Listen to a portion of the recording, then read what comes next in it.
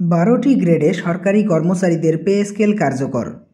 দর্শক, মূল আলোচনায় যাওয়ার পূর্বে আপনারা যারা এখন পর্যন্ত আমাদের এই পরিবারে নতুন সদস্য আছেন, দয়া করে চ্যানেলটি সাবস্ক্রাইব করে পাশে থাকা বেল আইকনটি অল করে দিন। গত বৃহস্পতিবার এক গুরুত্বপূর্ণ প্রশাসনিক বৈঠকে চূড়ান্ত সিদ্ধান্ত নেওয়া হয়েছে, আর সেটা হচ্ছে নবম পে স্কেলের সিদ্ধান্ত। নবম পে স্কেল 20 গ্রেডে কমিয়ে এবার 12 গ্রেডে অন্তর্ভুক্ত করা হয়েছে। সভায় সভাপতিত্ব করেন জাকির আহমেদ খান। তিনি জানান যে বর্তমান প্রেক্ষাপটে চাকরিজীবীদের জীবনযাত্রার মান উন্নয়নের জন্য এই পদক্ষেপ অত্যন্ত প্রয়োজনীয় হয়ে উঠেছিল। পূর্বে যেসব কর্মকর্তা কর্মচারী 20তম গ্রেডে অবস্থান করতেন, নতুন এই সিদ্ধান্ত অনুযায়ী তাদেরকে উন্নীত করে 12তম গ্রেডে অন্তর্ভুক্ত করা হয়েছে। অর্থাৎ আগের তুলনায় একটি বড় শ্রেণীর কর্মচারী এখন থেকে উপভোগ করবেন উচ্চতর বেতন কাঠামোর সুবিধা। এই কাঠামোতে শুধু মূল বেতনই নয়, অন্যান্য ভাতাও পুনর্গঠন করা হবে। ফলে কর্মচারীদের আর্থিক স্বস্তি যেমন বাড়বে, তেমনি কাজের প্রতি আগ্রহ ও মনোযোগ বাড়বে বলে মনে করছেন সংশ্লিষ্টরা।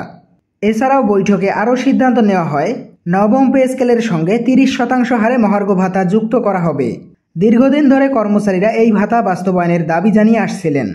বর্তমানে বাজারের দ্রব্যমূল্যের ঊর্ধ্বগতির কারণে এই মহার্ঘ ভাতা কার্যকর করা হলে তা চাকরিজীবীদের জন্য একটি স্বস্তির কারণ হবে।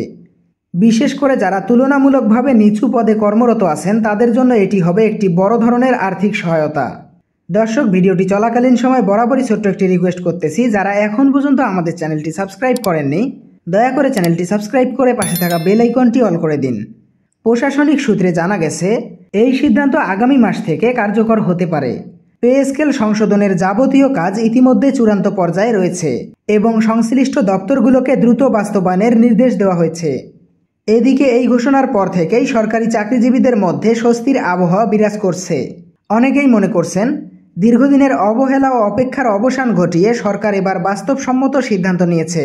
বেতন কাঠামোর এই পরিবর্তন তাদের জীবনযাত্রায় দৃশ্যমান প্রভাব ফেলবে বলে তাদের আশা। অন্যদিকে অর্থনীতি বিশ্লেষকরাও বলছেন, বেতন কাঠামোর এই নতুন সংস্কার সরকারি কর্মচারীদের জীবনমান উন্নয়নের পাশাপাশি সামগ্রিকভাবে প্রশাসনিক দক্ষতাও বাড়াবে। সরকারের এই সিদ্ধান্ত বদলে ফেলতে পারে 15 লক্ষ সরকারি কর্মকর্তা এবং কর্মচারীদের জীবন।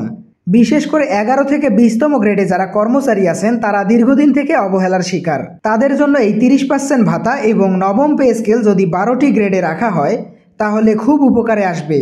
দর্শক, আজকের ভিডিওটি এই পর্যন্তই। সরকারি চাকরিজীবীদের যে কোনো ধরনের আপডেট সবার আগে জানতে আমাদের চ্যানেলটি সাবস্ক্রাইব করে পাশে থাকা বেল আইকনটি অল করে দিন।